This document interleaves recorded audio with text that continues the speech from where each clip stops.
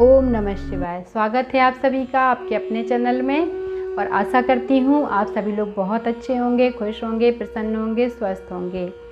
और हम सभी लोग सुन रहे हैं शिव महापुराण में विद्येश्वर संहिता। आज हम सुनेंगे विद्येश्वर संहिता के तीसरे अध्याय को, जिसमें भगवान ब्रह्मा जी ने ऋषियों को उपदेश दिया है। तो चलिए हम सभी इसका वर्णन सुनते हैं। नमामि तातिशङ्करं सुरम्य चन्द्रशेखरं नमः उमा महेश्वरं स्वभक्तिकल्पपादिपं त्वमेकमेवमीश्वरं शिवम् अनादिदैवतं नमामि प्रेममङ्गलं जगद्गुरुं च शाश्वतम्। ओम नमः शिवाय।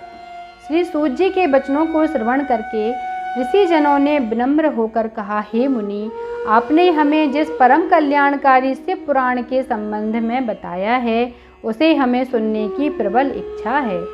वेद, उपनिषद, शास्त्र आदि से मंथन करके भगवान शिव ने इस महापुराण की रचना की है। हे सूत जी, आप हमें इस पुराण को सुनाने की कृपा करिए। सूत जी ने भगवान शिव के चरणों में बारंबार नमस्कार किया और शिव भक्ति से ओतप्रोत होकर ऋषि जनों से कहा, हे ऋषीश्वरों, भगवान शिव के प्रति आपकी इस भक्ति को देखकर मुझे महान प्रसन्नता है। मैं आप लोगों की इच्छा के अनुकूल शिव महापुराण को आपके सम्मुख वर्णन करता हूँ। यह महापुराण परम दुर्लभ और समस्त ज्ञान की खान है। इसमें वेदों का निचोड़, भक्ति, ज्ञान और वैराग्य तीनों का ही संपूर्ण वर्णन है। हे ऋषियों, जब कल्पों का क्षय होकर इस वर्तमान कल्प का प्रादुर्भाव हुआ तब सृष्टि रचना की आवश्यकता हुई। उस समय सृष्टि रचना कार्य को प्रारंभ करने वाले, छहों कर्मों के करने वाले परमोत्तम बंसी मुनि जनों ने इस बात पर मतभेद हुआ कि सबसे परे है अथवा नहीं। आपस में जब वे किसी भी निर्णय पर ना पहुंच सके तो लोग मिलकर इसका निपटारा कराने के लिए भगवान ब्रह्मा जी के पास गए। उनकी बातों को ध्यान से सुनने के बाद ब्रह्मा जी ने कहा, जो सबसे प्रथम स्वयं ही उत्पन्न हुआ है, जिसमें मन, वाणी आदि की गति भी नहीं है और जिससे ही ब्रह्मा, विष्णु, रुद्र, इंद्र इत्यादि महाभूत तथा इंद्रियां इत्यादि युक्त समस्त सृष्टि की रचना हुई है, वही सबसे परे है। जिसे सबसे परे कहते हैं वे ही भगवान शिव हैं। भगवान शिव परम भक्ति से ही दृष्टिहीन होते हैं। उनके दर्शनों को समस्त देवता सदैव लालायित रहते हैं। वे ही संसार के प्राण हैं। शिव भगवान की भक्ति से ही उनके प्रसाद की प्राप्ति होती है। हे मुनियों, जिस प्रकार बीज से वृक्ष और वृक्ष से बीज प्राप्त होता है, उसी प्रकार आप उनकी महिमा को जानिए। आप भगवान शिव को प्रसन्न करने के लिए सहस्त्र वर्ष तक दीर्घा यज्ञ करें। इस यज्ञ के करने से आप पर शिव जी की कृपा होगी।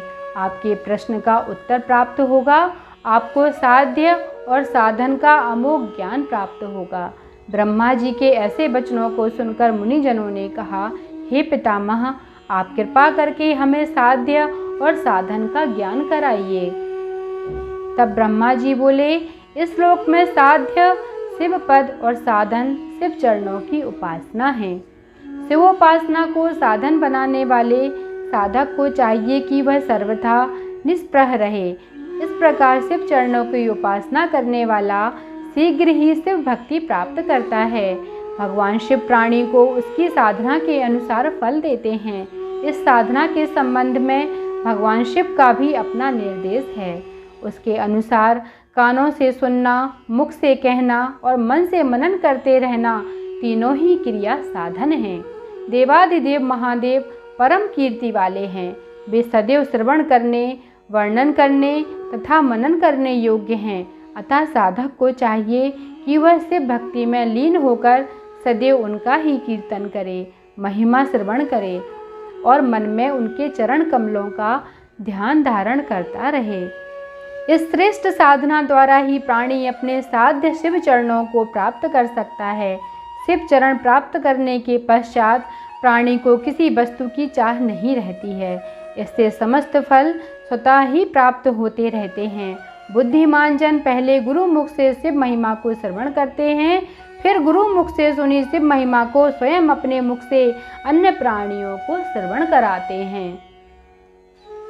तत्पश्चात वे शिव भक्ति को हृदय में धारण करके शिव प्रसाद को प्राप्त करते हैं। यह संभव है कि ऐसा करने में प्रारंभ में उनको कुछ क्लेश का अनुभव हो, परंतु यह नितांत सत्य है कि अंत में उनको महान आनंद ही प्राप्त होता है, उनका सर्वदा कल्याण होता ही होता है।